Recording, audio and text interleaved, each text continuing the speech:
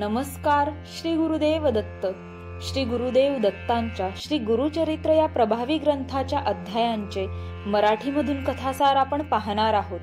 त्याचप्रमाणे श्री गुरुचरित्र ग्रंथाचे साप्ताहिक पारायण देखील लवकरच उपलब्ध करून देणार आहोत. त्याचा सर्व भक्तांनी लाभ घ्यावा. त्यासाठी आत्ताच आपल्या श्री गुरुदेव दत्त वाहिनीला सबस्क्राईब करा. श्री गुरुदेव दत्त. श्री गुरुचरित्र अध्याय 12. काशी क्षेत्री संन्यास गुरु शिष्य परंपरा. ओम श्री गणेशाय नमः. श्री सरस्वते नमः. श्री गुरुभ्यो नमः. श्री कुलदेवतायै नमः. सिद्धयोगी नामधारकाला म्हणाले, नरहरीला त्याच्या अंबा मातेने संन्यास न घेण्याविषयी अनेक वार विनविले, पण त्याचा काहीही उपयोग झाला नाही. नरहरी तिला सतत समजावीत म्हणाला, माते, तू मला थांबवण्याचा आग्रह करीत आहेस, पण शरीर हे क्षणभंगुर आहे. संपत्ती अशाश्वत आहे. मनुष्याला मृत्यू कधी येईल हे सांगता येणार नाही. म्हणून हा देह आहे तोपर्यंत धर्मसंग्रह करावा. माणसाचे केव्हा काय होईल हे सांगता येणार नाही. मनुष्याचे आयुष्य क्षणाक्षणाला कमी होत असते. वृक्षाच्या पानावरील पाण्याच्या थेंबाप्रमाणे हे आयुष्य आहे. कधी गळून पडेल सांगता येणार नाही. समुद्राकडे धावणारी नदी मागे फिरत नाही, त्याचप्रमाणे आयुष्य परत मिळत नाही. म्हणून मनुष्याने प्रत्येक क्षण पुण्यकर्मांनी सार्थकी लावावा. मूर्ख लोकांना हे समजत नाही. ते आयुष्यभर बायका, मुले, घरदार, संपत्ती यातच गुंतून पडतात. ज्याला यमप्रिय आहे त्याने खुशाल संसारात नाही तर आळसात आयुष्य घालवावे. पण ज्याला आत्मज्ञान हवे आहे, मोक्ष मुक्ती मिळवायची असेल, त्याने विलंब न लावता धर्मसाधना करावी. मी तेच करणार आहे. म्हणून तू मला अडवू नकोस. नरहरीने केलेला हा उपदेश ऐकून त्याच्या आई वडिलांना व तेथे असलेल्या लोकांना मोठे आश्चर्य वाटले. आपला मुलगा इतक्या लहान वयात जीवनाचे केवढे तत्वज्ञान सांगतो आहे हे पाहून आई वडिलांना धन्यता वाटली. अंबा नरहरीला म्हणाली, बाळा, तू आमचे कुलदैवत आहेस. मला 4 पुत्र होतील असे तू वचन दिले आहेस, पण तोवर मी काय करू? माझी तुला विनंती आहे, मला 1 पुत्र होईपर्यंत तू आमच्या जवळ राहावेस. मग मी तुला जाण्यास परवानगी देईन. माझा शब्द मोडशील तर मी प्राणत्याग करीन. त्यावर नरहरी हसून म्हणाले, माते, माझे बोलणे सत्य मान. तुला एकच काय, 2 पुत्र होईपर्यंत मी तुमच्या जवळ राहीन. तुला 2 पुत्र झाले की मी थांबणार नाही. मी 1 वर्षभर तुमच्या जवळ राहीन. मग नरहरी 1 वर्ष आई वडिलांच्या जवळ राहिला. 7 वर्षांचा नरहरी सर्वांना वेद शिकवू लागला. 7 वर्षांचा हा मुलगा 4 वेद शिकवितो हे पाहून लोक थक्क झाले. मोठमोठे विद्वान लोक नरहरीचे शिष्य बनून वेद शिकू लागले. स्वतःला षटशास्त्री म्हणविणारे लोकही नरहरीकडे येऊ लागले. त्यामुळे नरहरीची कीर्ती सर्वदूर पसरली. ते पाहून आई वडिलांना मोठी धन्यता वाटू लागली. काही दिवसांनी अंबा गरोदर राहिली. 9 मास पूर्ण होताच तिला जुळे पुत्र झाले. नरहरीचा आशीर्वाद खरा ठरला. सद्गुरूंचे वचन खोटे कसे ठरेल? पुत्रप्राप्तीने आई वडिलांना अतिशय आनंद झाला. 1 वर्षाची मुदत पूर्ण होताच नरहरी मातेला म्हणाला, माते, तुझी इच्छा पूर्ण झाली आहे. तुझे हे दोन्ही पुत्र शतायुषी होतील. 2 पुत्र व 1 कन्या होईल. तुम्हाला कधीही काहीही कमी पडणार नाही. तुम्ही सर्वजण सुखात राहाल. तुमचे पुत्र तुमचे आयुष्यभर उत्तम सेवा करतील. तुम्ही माझे स्मरण करताच मी तुम्हाला भेटेन. तुम्ही जन्मोजन्मी शिवाची आराधना केली आहे, त्याच भक्तिभावाने प्रदोष पूजा केली आहे. सुख, समृद्धी, यश, कीर्ती, इहलोकी सौख्य व परलोकी मोक्षमुक्ती, कुळात सत्पुरुषांचा जन्म हे शिवभक्तीचेच फळ आहे. हे सर्व काही तुम्हाला प्राप्त होईल. आता मी 30 वर्षांनी येऊन भेटेल.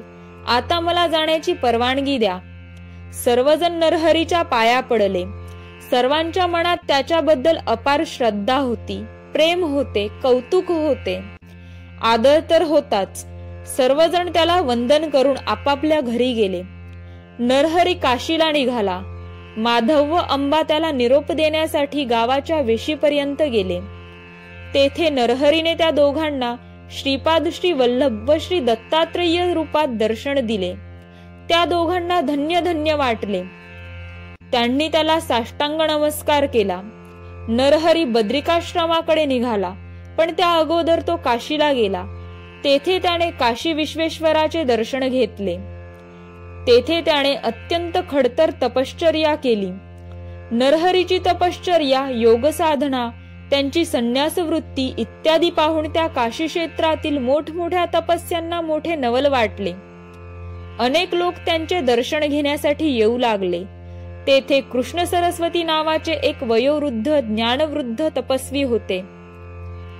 ते नरहरीची लक्षणे पाहून इतर तपस्यांना म्हणाले, हा नरहरी बाल असला तरी हा महातपस्वी आहे. हा परमज्ञानी असून जगतवंद्य सत्पुरुष आहे. हा गुरुपदाचा अधिकारी आहे. याने संन्यास घेतला तर कलियुगात लोप पावलेल्या संन्यास धर्माचे पुनरुज्जीवन होईल. हा लोककल्याण करणारा आहे. याच्या दर्शनाने पतित लोक पावन होतील. याने इतरांना संन्यास दीक्षा दिली तर परमार्थ साधनेत आवश्यक असे बुद्धीचे स्थैर्य प्राप्त होईल.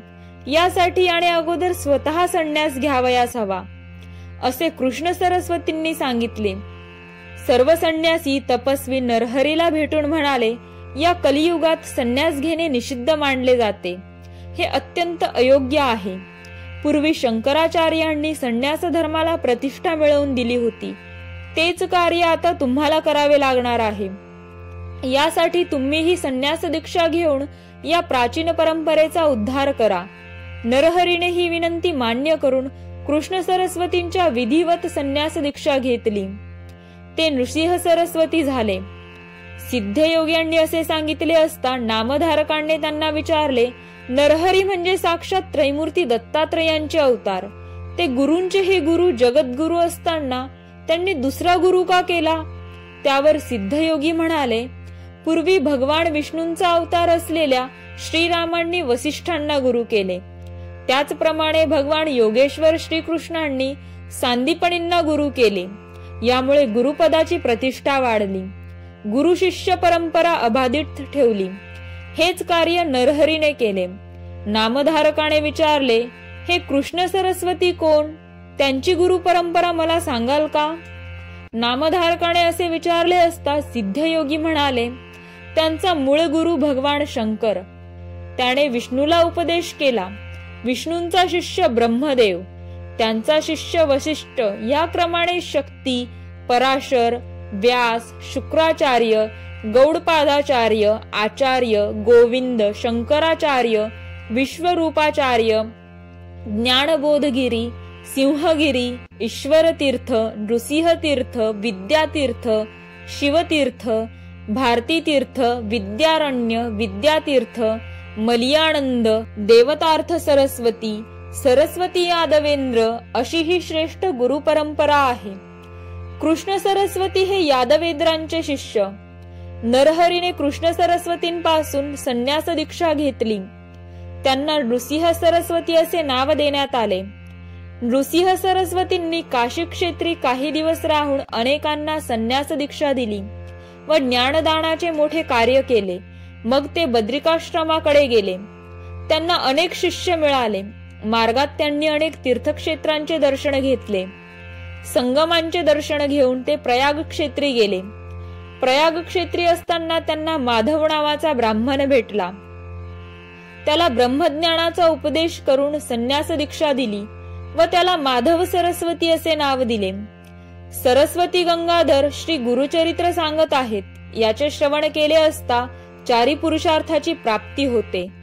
अशा रीतीने श्री गुरुचरित्रामृतातील काशी क्षेत्री संन्यास गुरु शिष्य परंपरा नावाचा अध्याय 12वा समाप्त. श्री गुरु दत्तात्रेयार्पणमस्तु. या पुढील भागामध्ये आपण अध्याय 13 पाहणार आहोत.